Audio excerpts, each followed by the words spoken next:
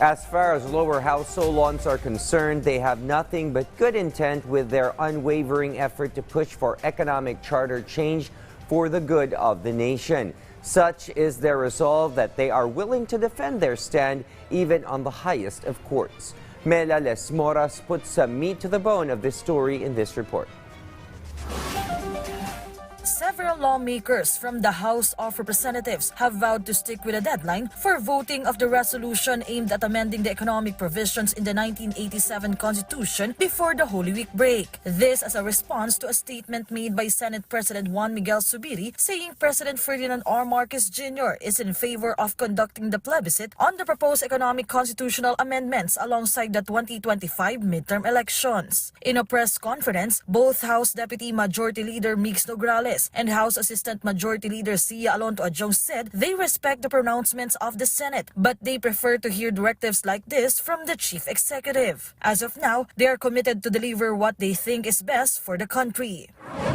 As far as the House is concerned, patuloy po yung trabaho, and we will exhaustively look into the economic provisions for the Constitution and look into and hear the different resource persons to consider while looking into RBH number 7. Ako personally, I would want that to end the soonest possible time because come 2025, it would be an election season.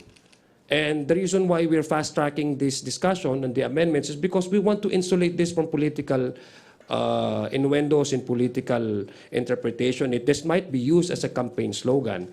Despite the current issues on economic Chacha, another lawmaker said the House of Representatives is ready to confront any constitutional challenge which may be filed amid their efforts to amend the 1987 Constitution.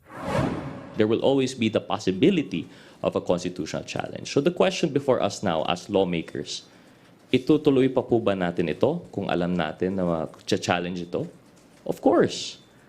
Because precisely we are advocating for this change, we have no choice but to move forward.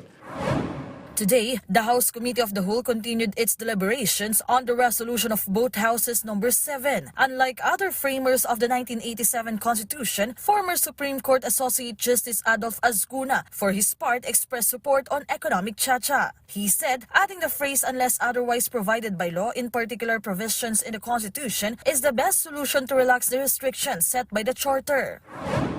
That there is another provision that should remain, and that is our economy should be effectively controlled by Filipinos, effectively controlled.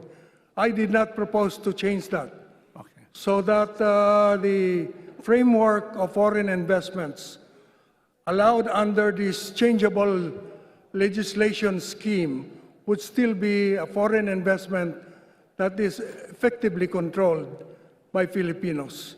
That's why I mentioned 51-49 as an ideal proportion that you might consider. In addition, several lawmakers also had a chance to share their views on the matters discussed on the floor. For his part, House Committee on Constitutional Amendments Chair Rufus Rodriguez proposed, it should be 2 sentences.